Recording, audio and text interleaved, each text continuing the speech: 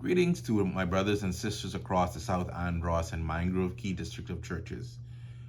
Sister Carissa and I hope that you all are doing well and experiencing God's continued favor as we are closing out the year 2021. I come to you today to inform you of some recent decisions that have been made coming out of the elders meeting that was held on yesterday evening. In meeting with the elders, we were deliberating amongst ourselves the way that we may best be able to carry forward the worship services of the church and ministering to you, the community and membership of the South Andros and Mangrove Key District. We had to come together to discuss new protocols that have come down to us from the Ministry of Health in collaboration with the Bahamas Christian Council. These new measures require that we reduce the amount of persons that can attend the in-person worship services of the church to 25% of the church building's occupancy.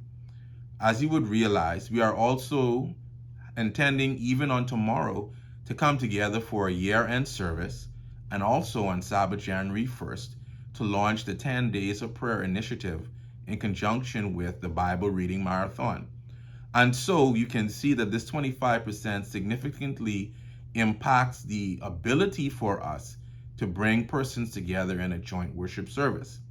And it is for this reason, and also in conjunction with the rapid spread of the highly contagious Omicron variant of the coronavirus, that we have decided for the time being that we would not hold any joint worship services of the in-person variety. And so the decision has been made that for the year-end service tomorrow, we will come together on the Zoom platform at 4 p.m. to carry forward that service of praise and thanksgiving. We have also decided that for the 10 days of prayer, that we would shift from the in-person format to the virtual platform. And so we just want to advise you of the reason why these decisions were made. It has also been brought to my attention that within our district, there has been recent concern about the community spread, or potential rather, community spread of the coronavirus on both islands of the district.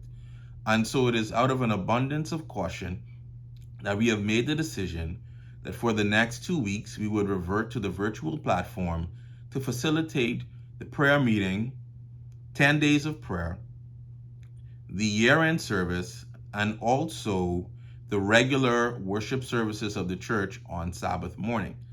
And so we hope that you would understand that we are moving in the best interest of the district with the safety of the membership in mind, and also in view of our God-given mandate as a church to come together to worship and to serve community and membership. And so we want you to understand that in the coming days, you will receive further information from me, and you can look forward to me sharing the document that we would have received in the local church WhatsApp groups so that you can have it for your perusal. The reason also for the 2 weeks delay from in-person services is so that we can put in place the recommended protocols that have come down to us, because it is our hope that we may return to in-person worship as soon as it is safe for us to do so with the recommended protocols in place. And so it will take us some time to be prepared to have the facilities ready for you who will make up that 25% to return. And so what we are looking at for the time being, should the situation worsen, is that we would continue with the virtual services for the foreseeable future, and that we would assess the situation every 2 weeks. Also, we have explored the potential of making use of a team of persons to go to one of the local churches from which we would broadcast the service of the church for others to connect with us virtually via Zoom and YouTube. I also want to encourage you that amidst the spread of this Omicron variant of the coronavirus, to do everything in your power to keep safe and to keep in mind the safety and health of others around you. If it is that you have been contacted by the relevant health personnel, that you have been potentially exposed to someone who tested positive, we would ask you to kindly comply and to isolate yourself for the recommended period of time so as to avoid the potential spread to other persons who are more vulnerable than us in our community.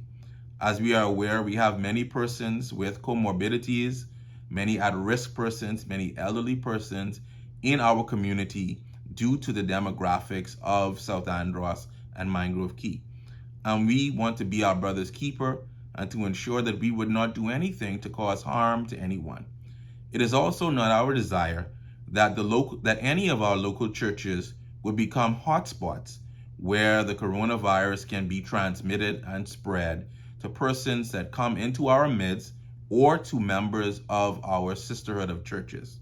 And so it is with all of these things in mind that I ask for not only your prayers, but your understanding and your cooperation as we carry on the fight against this global pandemic, and as we also continue to be the church amidst all that is happening in the world today. Because irrespective of the ways that we gather and congregate, we are still God's children. He has not forsaken us, and He remains in control. And so we look forward to connecting with you on tomorrow at 4 p.m. on the Zoom platform as we come together to sing, to pray, to praise, to worship, and to give thanks, and to testify of the goodness of God to us in 2021. Blessings to you all.